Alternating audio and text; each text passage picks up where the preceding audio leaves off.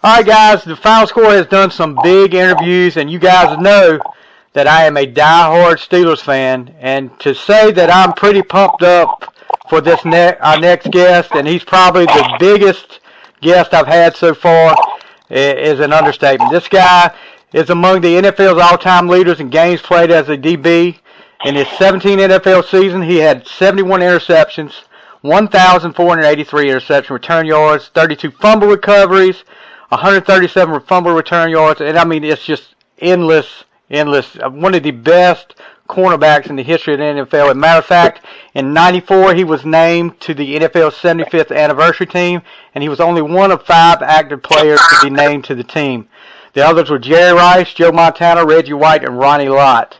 In 1999, he was ranked 87 on the Sport News list of the 100 greatest football players, and it is an honor and a pleasure to have him on the show today. I'm talking about former Steelers, Ravens, 49ers, and Raiders defensive back, Mr. Rod Woodson. Welcome to the show, Mr. Woodson. I appreciate you having me on. Yes, sir. To say it's an honor, and as a matter of fact, this was your jersey. I had the old, I'm a Steelers fan since I was 5. I'm about 46 now. I had the old Jack Ham and Jack Lambert jerseys when I was a kid, but the one I purchased first with my money was a Rod Woodson white jersey, which I'm wearing right now for this interview. So, to say it's an honor to be able to talk to you is an understatement. Thank you so much for doing the show with us. Oh, it's my pleasure, man. I definitely appreciate it. I'm honored that you remember me. Yeah, oh yeah, definitely. All right, so you grew up in Fort Wayne, Indiana. Now, were you a football fan growing up? Well, I mean, we were active boys. I have 2 brothers. There's 3 of us. They were very active. When I first started, I didn't start playing football until I was 9. So the first thing I did, we swam competitive for, probably since we were 6 years old, 7 years old, all the way up until I was 12. And then I started playing football at 9 because my older brothers, they took up the sport. So I just took it up, started playing towel football, played for the Power Raiders in Fort Wayne, Indiana, and kind of one step led to another. Back in the day, we only had 3 channels, so it wasn't like you're going to watch all the sporting, all the sports that we watch today. So, whatever was on Sunday after we came back from church, we got to watch. And then we just kind of followed each season. We followed baseball, hockey, and basketball, and football, and what was ever on TV, sports-wise, that's what we watched. Yeah, that was what you were playing outside. That's the same way with us. We had 3 channels and a antenna that you had to turn with a pipe wrench if you were lucky. But when did you know football was what was going to be the big thing for you that was going to take you to the next level? Well, I never really thought about it. I just played, and because there was 2 sports. I loved football and I loved track. Right. And football is a team sport. All team sports are subjective to coaches saying how good a person can be, how he fits in the system, and a lot of times some guys get looked over because of politics in those team sports. And the one thing about track is that even though it's a team sport, because, going through high school and college, you still can win championships and whatnot, but there's 8 individual lanes, and a coach can't tell you you're not good when you're, when you run a 10-1 something. Right. Or, you're running 13 threes in the high hurdles, or you're long jumping 25, 26. There's no subjective criticism about that stuff. It's just like either you are or you're not. And that's why I loved it so much.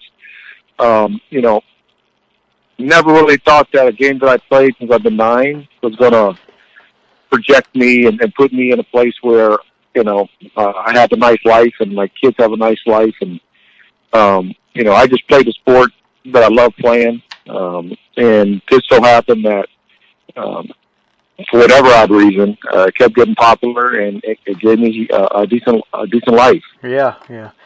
So I'm sure you had plenty of schools after you. What schools were trying to get you to come play football for them in college? Well, I knew I was going to play in the Big Ten. Right. I was from Fort Wayne, Indiana. when I got the opportunity and going into my senior year. I mean, my sophomore year, or my junior year, I wasn't even honorable mention All-State in football. Right. But I was All-American in track. And then everything kind of clicked in my senior year. Once I started getting recruited, I knew I wanted to play in the Big Ten because I wanted to stay close to home. Right. And all my official visits were, I went to Purdue, I went to Wisconsin, I went to Michigan, didn't go to Ohio State, went to Illinois, and then I went to Arizona State just to do something different. And went to chose Purdue, and great education, a lot of great friends. They let me be me inside of the Purdue system, which was fun. Kind of set our own trend. I didn't want to go to a school where they were already really good in football. Right. I kind of want to set our own, and kind of be the leader of hopefully having a winning program. Never really happened at Purdue, but the one thing that we did always enjoy is each other's company, and all my guys at Purdue are all still real good friends of mine. Right. You had one pretty good year where your team became the first team in school history to defeat Notre Dame, Ohio State, and Michigan the same year, right? Yes. Yeah. We that was the '84 team.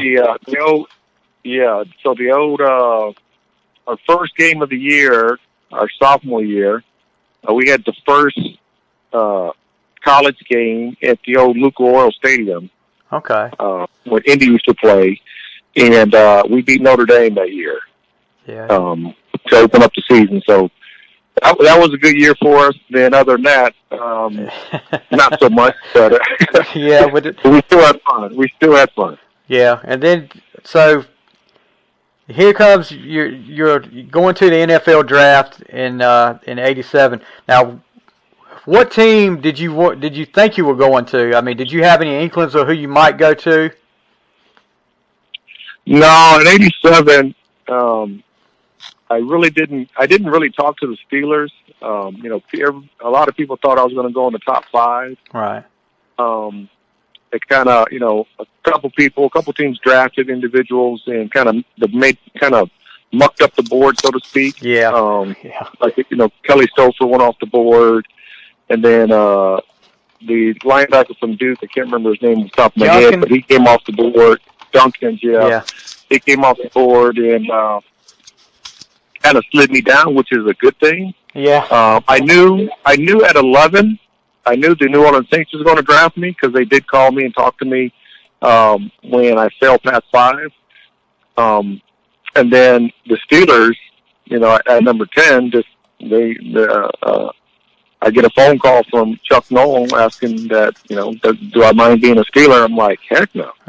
And really it was a blessing in disguise because I had a lot of great coaches in Pittsburgh, and Chuck Noll and Tony Dungy and Rod Rust and John Fox and Dick LeBeau, Don Capers and Bill Cowher, all those really good coaches. So Marvin Lewis was there also. So, I had a lot of good coaches in my time frame of spending 10 years in Pittsburgh to grow my knowledge of the game along with the athletic ability, and that really helped me out a great deal. Yeah, what was your first impressions when you got to Pittsburgh? I was pleasantly surprised. I thought Pittsburgh was going to be just a overcast, dirty city because of all the steel mills. I kind of looked it up when they like asking people like, what is it? What's the city like? And but it wasn't. I was pleasantly surprised when I drove through the tunnels, the Fort Pitt tunnels, the first night I was there, seeing all the rivers, and got a history lesson my first day when learning that the Ohio River starts in the middle of downtown of Pittsburgh, Pennsylvania, which I didn't know. Right. They didn't teach me that in my textbooks. I didn't know that either.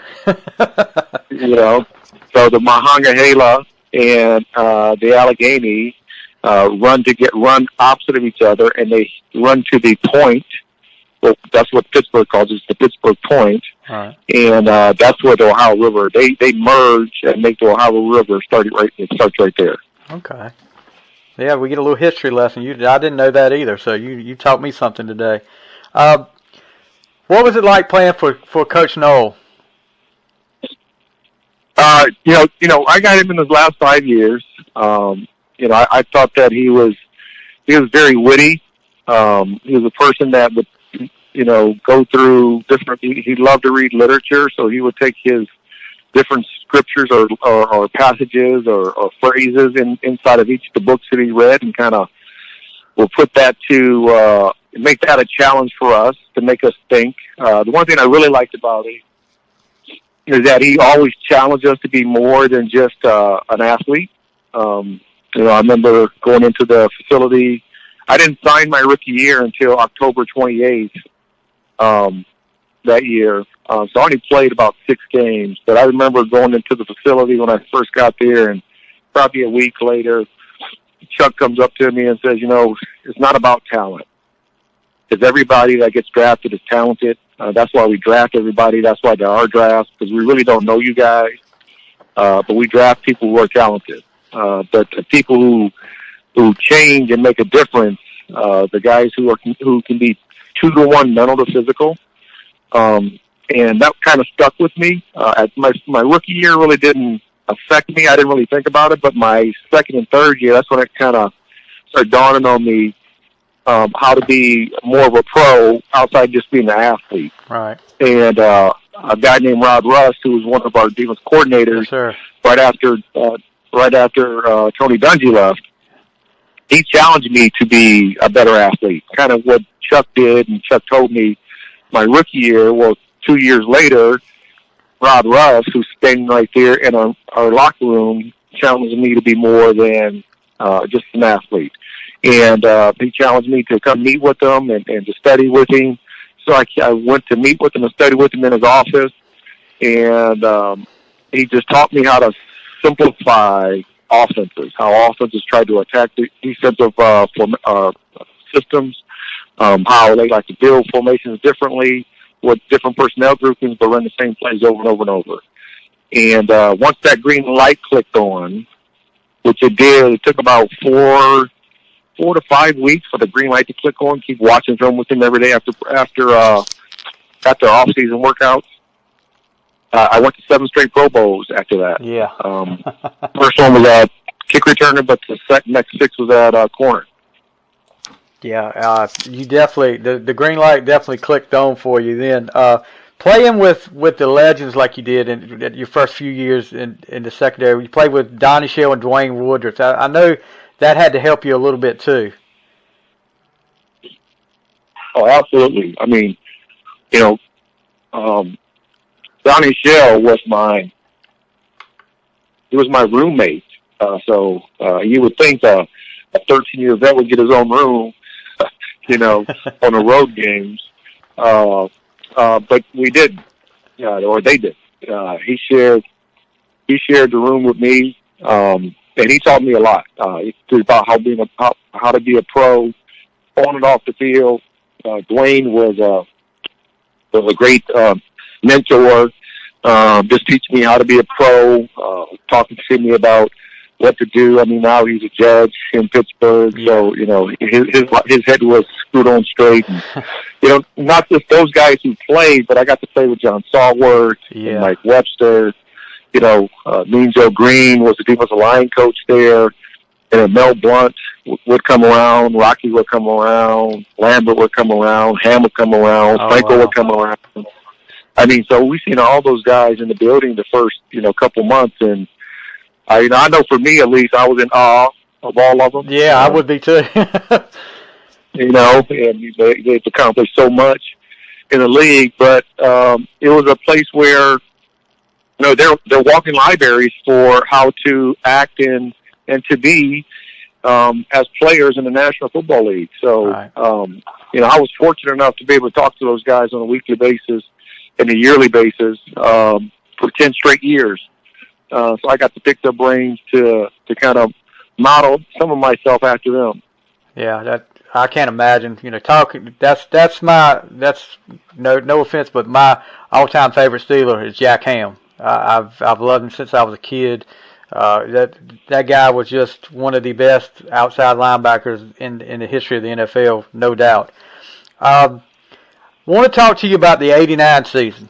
The '89 season, you guys start off two terrible games, lose 51-0 and 41-10 to Cleveland and Cincinnati.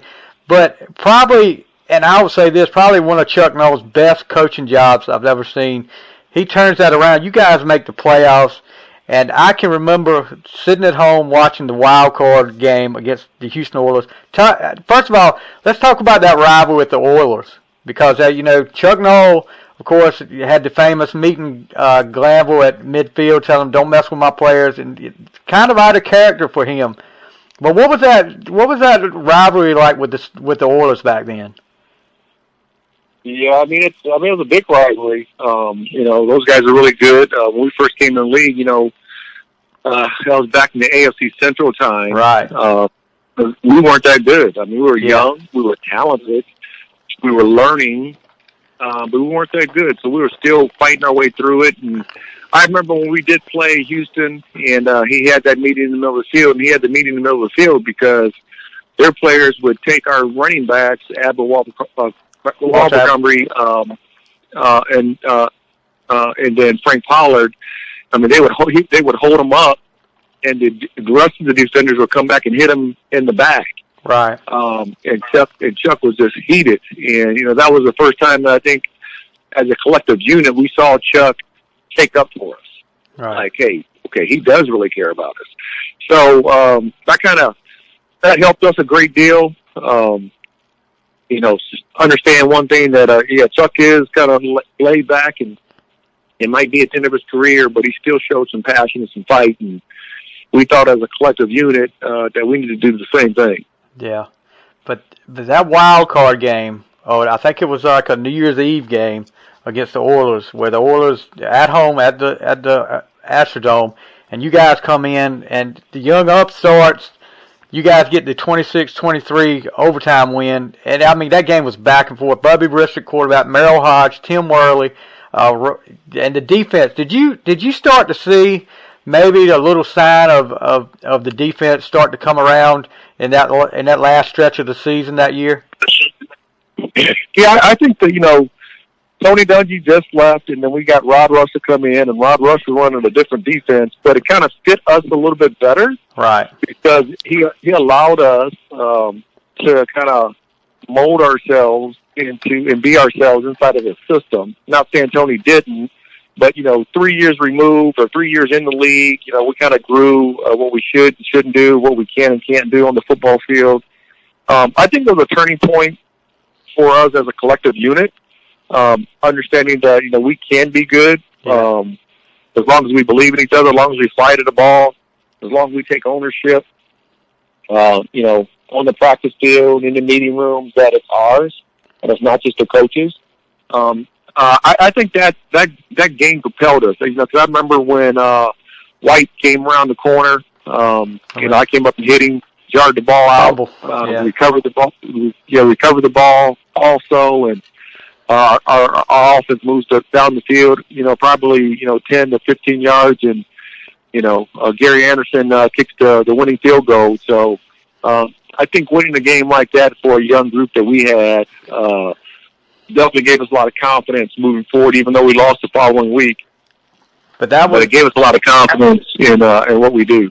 That was a game that you guys were in, and actually were lose by 1 to the Broncos. Broncos go on to represent the AFC in the Super Bowl, but you guys were in that game the whole game, and through the lean years, getting to see that in '89, you stick with them during the lean years, but getting to see that just made you like, yeah, dude, we're coming back around again.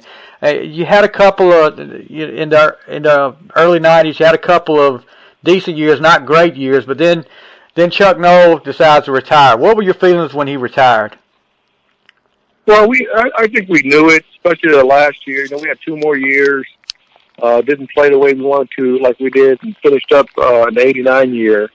And I know he's a winner. He has a lot of pride in who he is and how his team performs and what type of product he puts on the field. And we didn't put a good product on the field at the time. We put a decent product on the field, but not to his level or not to his standard. Really, not to the Steelers standard.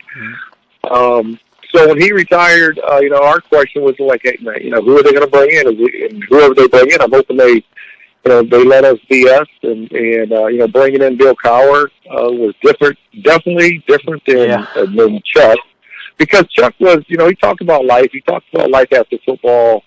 Maybe he didn't when he was younger and as a younger coach, but I know where we called him at, he did for us, which was nice. And Bill came in, and Bill was all ball. I mean, he was all football. Yeah, but he put a good staff together. Dick LeBeau, Don Capers on the defensive staff. Right. Dick was one of the coolest coaches you probably ever could meet. And, running into that 3-4 and that blitz zone system and the philosophy behind it, athletes can be athletes inside of that system. And that's why I think we were so successful in it.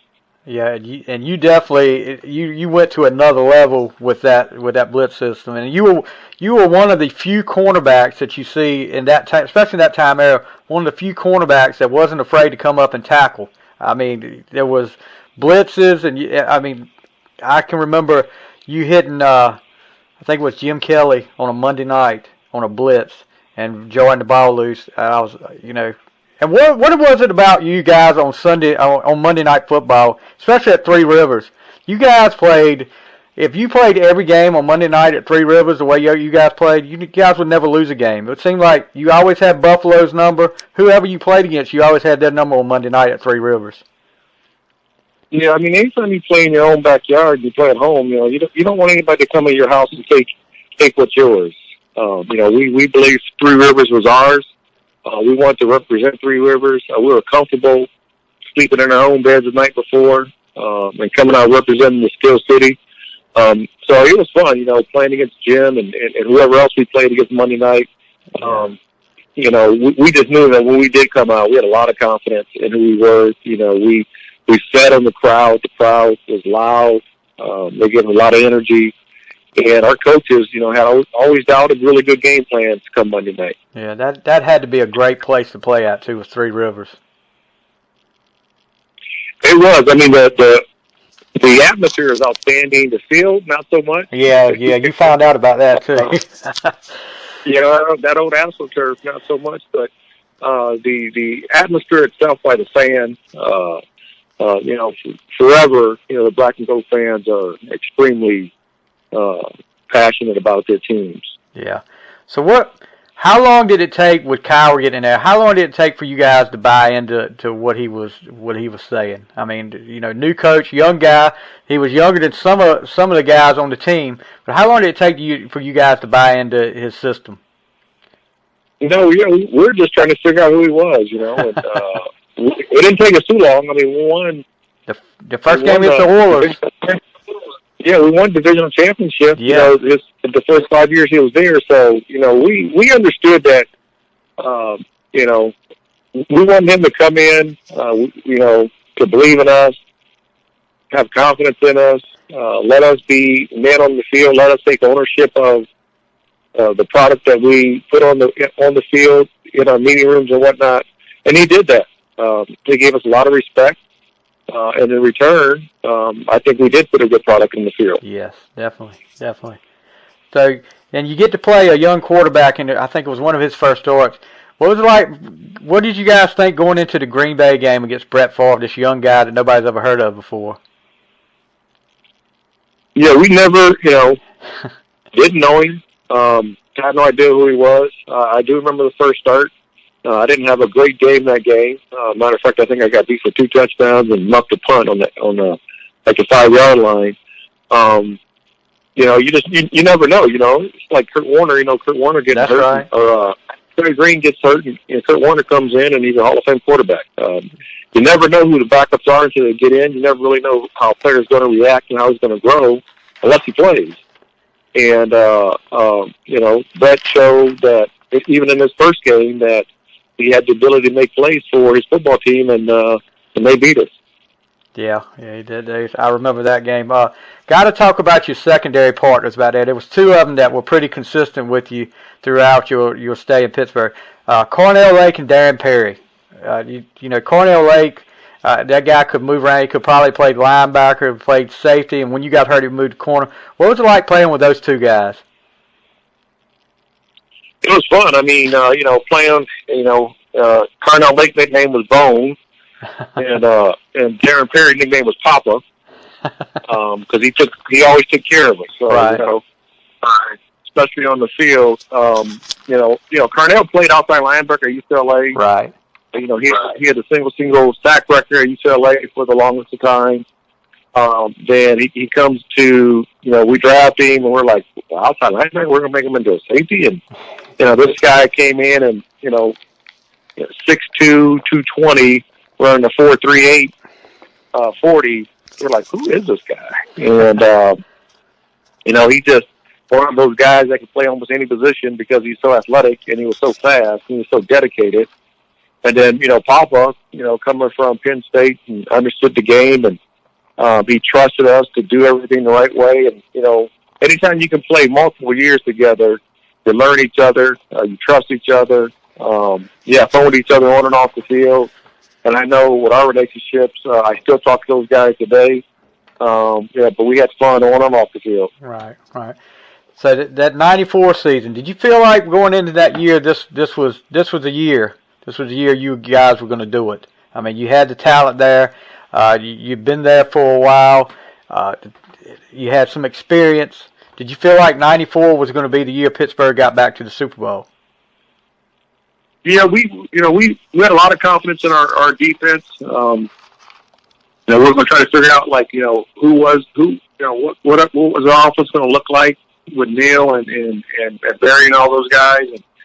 And, just unfortunately that, we get to the point in the, AFC Championship game that, we just don't play that well. Right. 3rd and 17. We give them a touchdown on 3rd and 17, which is a shame. Then we do march right back down the field, and, one of their linebackers knocked the ball out of, I can't remember exactly who Neil threw to, but Barry. Barry. That was kind of sad. That was disappointing. We thought that we had a great opportunity to, if we got to the big dance, that we would have put a good show on. Yeah, and there's been some debate, social media debate about if Pittsburgh had got to the Super Bowl, would they have been able to beat the 49ers? You can go back and look at it. Hindsight's 20/20. But with that defense going against, San Francisco had an explosive offense. But with that defense playing, and I'm sure in a big game like that, you guys have been even more pumped up with that defense. I think you guys, if not could have beat them, you would have given them a good run for their money. But I swear I think you could have beat them. Yeah, well, I know we played them earlier, I think, that year. Yeah, you did. And they beat us by, I think, 10 or something like that. 13, I can't remember exactly sure, but I knew that we want to play them again. I can just tell you that. We believe that we played them again, we'll have a better game, and then, and hopefully come out on the winning edge of that. But, you like to play against the best, and unfortunately for us, we didn't take care of business and didn't get to play in the Super Bowl. Right. Then you go to the '95 season, and there's a lot of hype for the Steelers. First game of the year, unfortunately, you tear your ACL in the season opener against the Lions. Had to be. I can't imagine the disappointment, because this was going to be a great year for Pittsburgh, and it was a great year for Pittsburgh. But I know you wanted to be part of that, and I know you were still part of that, but you wanted to be on the field with them. That had to be really, really hard for you. Well, it's a bittersweet. The great thing is that, I played in Pittsburgh, and, I had a coach like Bill Cowher who was open-minded to doing something new. And, every time that, in the previous years across the NFL landscape, is that when players got ACL injury, they don't went on IR right away. And I remember meeting with Bill and the doctor, our team doctor, and he was like, it's going to be about 3 to 4 months. And I started doing the calculation. I'm like, that's playoffs. That's a Super Bowl. I can make a bet. And fortunately enough that we did have a guy like Carnell Lake who moved up the corner. We had some other safeties that could take those spots. We didn't have any more injuries in the back end. So, Bill Cowher left that green light on for me, and that light is in the tunnel. That if I got back and I got healthy and we made the postseason, I would get to play. And fortunately for me, we did. We got to the Super Bowl, and I got an opportunity to play in the Super Bowl. Yeah, you were the first player to come back from tearing his ACL in the same season, come back and play in that season. And I just remember that iconic play, and momentum was going so well for us. I'd call it us. For the Steelers at that time. And then you get in the game and guard Michael Irvin and break up a pass, and I just remember you on the sidelines pointing to your knee, holding your knee up, pointing to your knee, and saying it's all good right in front of him. That was one of the iconic plays of that game for me. But you lose that Super Bowl game, and then you have another year in Pittsburgh, and you have some injuries pop up then, and then you end up leaving Pittsburgh. What was it like? Bittersweet feelings when you left Pittsburgh? Yeah, I mean, I really didn't want to leave. Right. They offered me a 3-year contract. I told them, give me a 5-year. It's not guaranteed anyway. Our contract in the National Football League is not guaranteed unless whatever you guarantee the money is. I said, just give me 5 years, and it really helps your salary cap number. And if because I wanted to move to safety, because that's what I really played my whole life. And then they moved me to corner once I got into the National Football League. Right. So I was talking to Bill and talking to Tom Donahue, who our GM was. And really things just didn't work out. They called me on draft day in '97 and asked me if I wanted to, if I was going to take their deal or not. And I just felt kind of slighted after spending 10 years and sacrificing to my body that they're going to make me make that decision in the 30-second window. So that was my, once they asked me, that question, I wanted to answer. I hung up the phone, kind of bitter, a little disappointed. Really didn't talk to the Steelers or anybody in the front office for multiple years. And then I just realized, they did what they thought was best for their organization. Obviously, I did what I thought was best for me. But, now, I mean, it's the wounds are mended. And, I love those guys. I love the family, the Rooney family. I love the Steelers. Once you wear black and gold, I've worn black and gold my whole life. High school, my Fort Wayne Snyder Panthers, we were black and gold. I go to Purdue, we're black and gold. Yeah. And then I come to the Steelers, we're black and gold. So, I've been in black and gold more than I've been, been around. Right. Then you go to the 49ers for a short time, and you get to the Ravens, and you play on one of the iconic defenses in NFL history with Ray Lewis and them. You get a Super Bowl win there. And I have to say, I'm a diehard Steelers fan, but the only reason I wanted the Ravens to win that Super Bowl was because of you, to get you a Super Bowl ring. That had to be a great thrill to be able to play in that Super Bowl and get that win, though. Yeah, it really was. I went there because of Marvin Lewis. Right. Marvin called me. I mean, I really enjoyed. First of all, let me say I really enjoyed my time in San Fran. That was the year that Jerry got hurt. Steve Young got a concussion the first game, and Jerry came back a little bit too early, I believe. Right. But he got hurt. He got hurt at the end of the year again. We lost to Green Bay Packers in the championship game.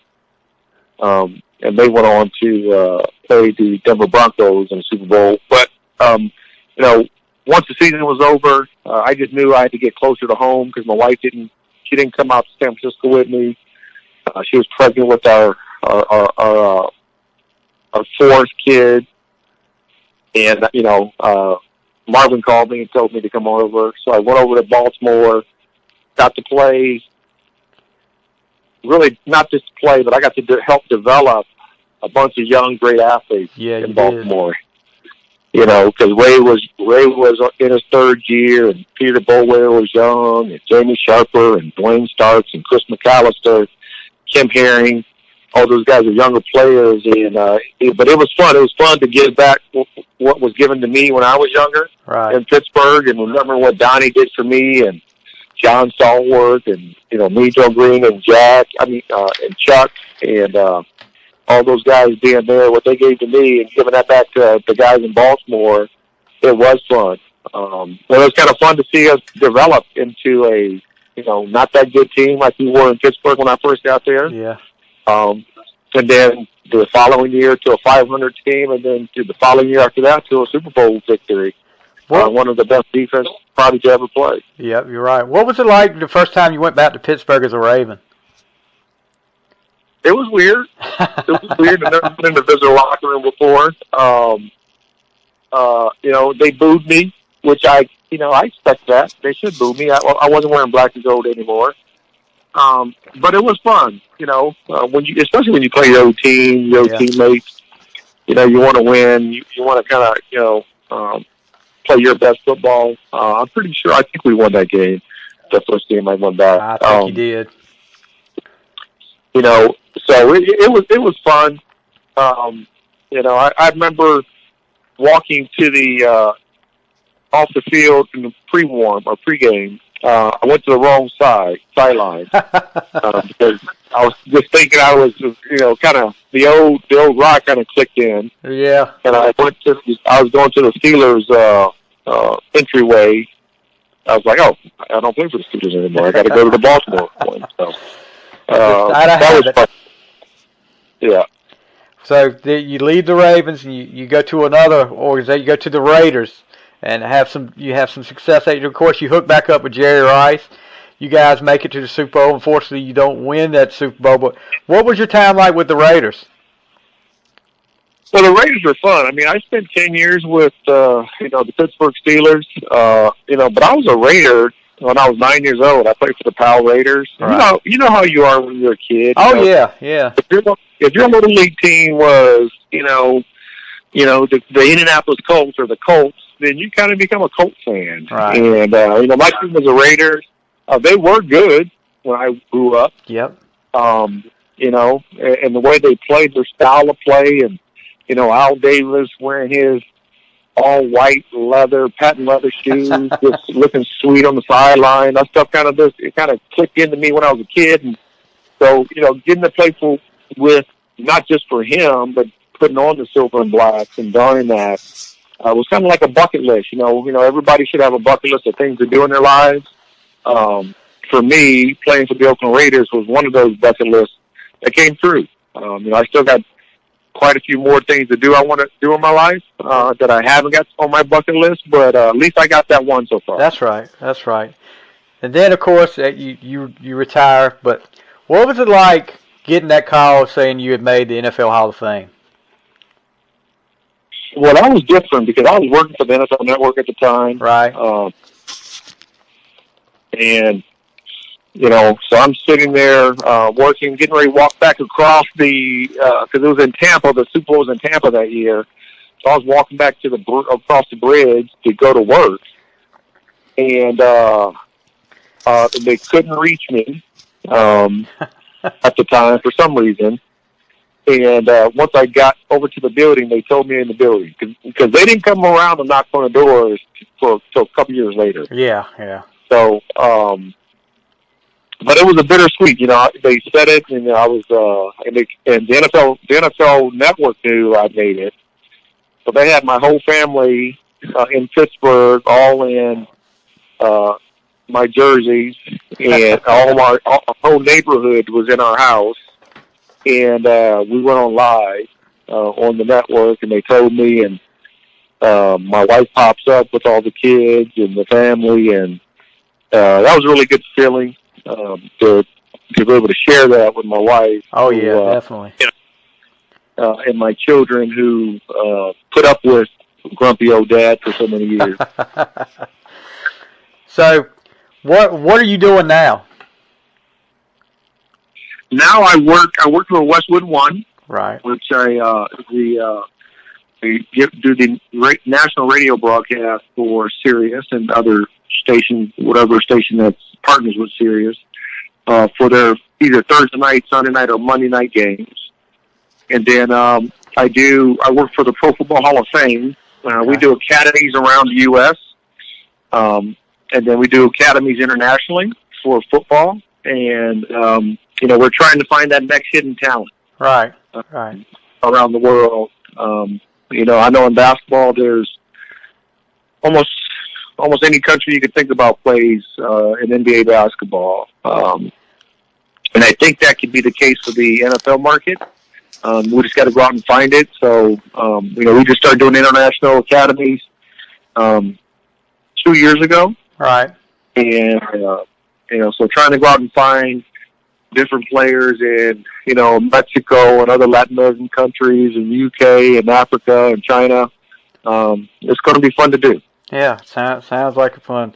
So I've got a couple of quick hitting questions, and then I won't take up any more of your time. Toughest opponent you went up against? I'm talking about individually. Somebody you hated to guard when you went up against them. Yeah, well, I think it's twofold. I have to give you two. So one would be Webster Slaughter. Oh, yeah. He played for the Cleveland Browns back in the day. Webster was quick and can create separation from DB. So, and he was a trash talker on top of that. So I didn't like that. But then Andre Reed. Andre Reed was just as big as I was. He played in the slot for that K gun when Buffalo was balling like that and going to 4 straight Super Bowls. But playing against him, he was one of those fast, quick guys that can make plays. But I couldn't manhandle him like I would do some of the smaller guys. Right. When I got my hands on him. So playing against him was a challenge. I know I had to be to my A game every time I played against him. Okay. Favorite place to play? Favorite field you played on? I think the old Dog Pound, the old Cleveland Stadium. That was iconic. It was muddy, nasty, dirty. Late in the year, it wouldn't be that much grass; it'd be mostly mud.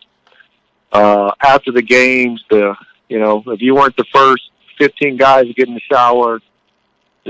water would back up into the on the drains, so the water would fill up into in the shower, and then there'd just be mud water along with cold water coming out of the shower. So, but that stuff was fun, so when you went to places like that, you wanted to win. Yeah, definitely. Okay, and I know this is going to be a tough one for you. Best game you played in? One of those games you said, if I could go back and play that over again, I would do it again. You had your best memories in a game? Probably, we played the New Orleans Saints. I can't remember what year it was. 93? 93? You intercepted Wade Wilson? Yep, I intercepted him on the sideline. I got a pick six on the right sideline. I intercepted him on the left sideline. I think they threw my way, 7 or so times. They caught no balls. Had the 2 interceptions, 1 pick six. It was kind of like living. It's kind of like when everything slowed down, and everything kind of slowed down for me in that game where everything was kind of easy. Yeah, you can believe me or not, but I actually last week watched that game. I still have that game. I watched that game. That was one of those games, like you said, where you looked like everybody else was in slow motion, and it was a 63-yard interception return for a touchdown, and that got things started. You guys ended up blowing them away, 37-14, and that was a good New Orleans Saints team that year too. But you guys took care of business that day. Yeah, it's just one of those. For me, it's one of those moments that when people ask me about those, what type of game or what's the best game, that one always comes to mind. That one in the Monday night game against Buffalo. Buffalo, yeah. That's what I'm saying. Those Monday night games you guys played, you guys just seem to hit a little harder. And I'm trying to think of the guy's name that he hit. I think he hit Don Beebe one night. It was Jones. What was his last? What was his? Oh, yeah. Gary Jones. Gary Jones, number 25. Yes, and I honestly thought he had killed Don Beebe that night. He had hit him so hard, but you guys just seem to hit a little bit harder on Monday nights. Yeah, he was from Texas A&M, Bickle safety. Yeah, big. He was really big. He's big and run, physical guy. Yeah, he caught Don on the sideline, and I don't think Don felt too good for a couple weeks. I don't think so either. I wouldn't imagine I would have either. Well, Mr. Woodson, I'm not going to take up any more of your time. Thank you so much for taking time out of your schedule to do this. I really appreciate it. It's been an honor, and it's been a great thrill for me to be able to talk to you. It was my pleasure. Hopefully I'll talk to you soon. Yes, sir. I'd love to have you back on again, too. And maybe we can talk about... first of all, hold on here. Before I let you go, one more thing, and I'll let you go. What's your thoughts on the Steelers right now?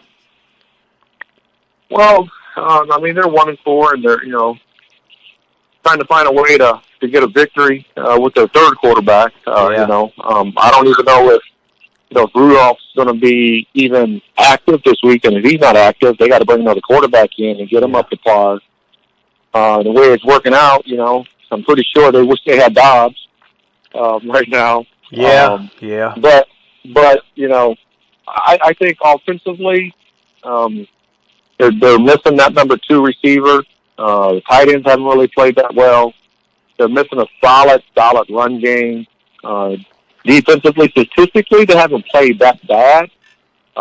Getting Micah has been a game changer.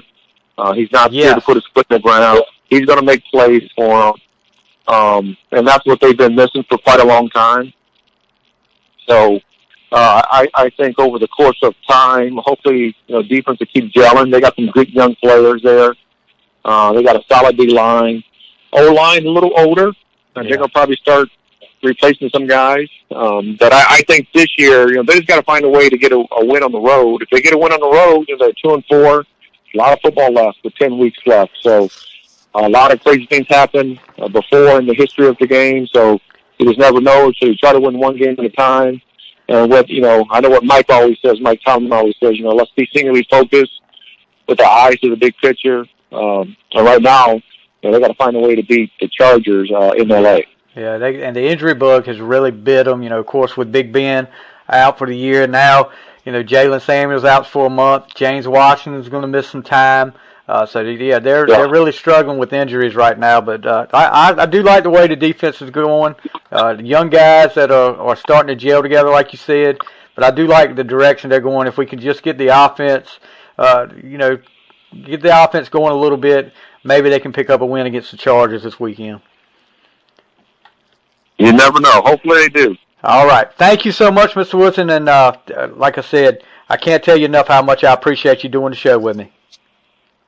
Oh, my pleasure. All right. All right, guys. That was Rod Woodson on the final score. Thank you, sir.